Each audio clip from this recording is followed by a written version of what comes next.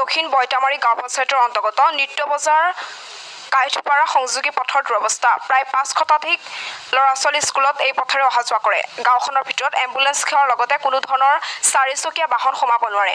পথৰ দুৰৱস্থাৰ বাবে স্থানীয় ৰাইজে কৃষি সামগ্ৰী বিক্ৰী কৰিবলৈ যোৱাত বিভিন্ন সমস্যাৰ সৃষ্টি হয়।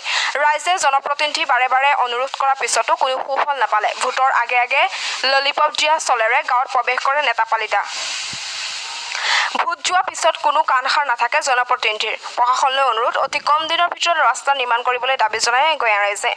বঙাইগাঁৱৰ পৰা বিৰাজ বৈষ্ণৱৰ ৰিপৰ্ট, নিউজ দক্ষিণ। পৰা এই ৰাস্তাটো কাইথপাৰাৰ নিত্য বজাৰৰ পৰা কাইথপাৰা গাঁৱলৈ যায়।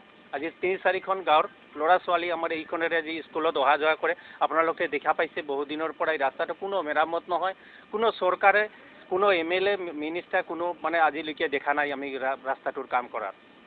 গতিকে আমি আপোনালোকৰ মাধ্যমে আমি মাননীয় মুখ্যমন্ত্ৰী আৰু গড়কপ্তানি মন্ত্ৰী লগতে আমাৰ লোকেল MLA প্ৰদীপ কুমাৰ চৰকাৰদেৱক অনুৰোধ জনাইছোঁ আমি আপোনালোকৰ চেনেলৰ মাধ্যমে যাতে আমাৰ ৰাস্তাটো উন্নতি পলমে কিবা এটা মেৰামত কৰি দিয়ে।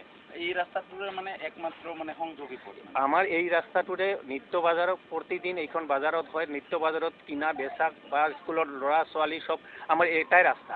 3-4খন গাঁৱৰ ল'ৰা-ছোৱালী এই ৰাস্তাৰে স্কুলত আহে।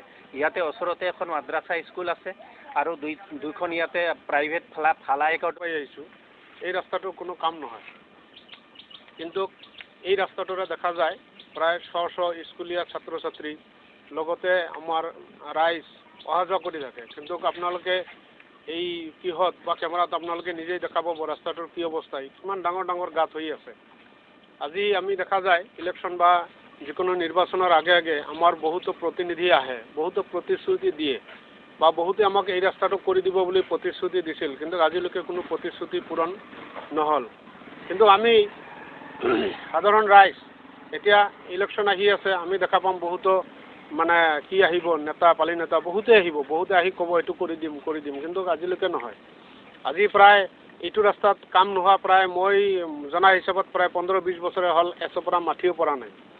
কিন্তু কিয় আমি ইমান ৰাইজ থকা সত্ত্বেও, ইমান মানুহ অহা যোৱা কৰা সত্ত্বেও এই স্কুলীয়া ল'ৰা-ছোৱালীবিলাক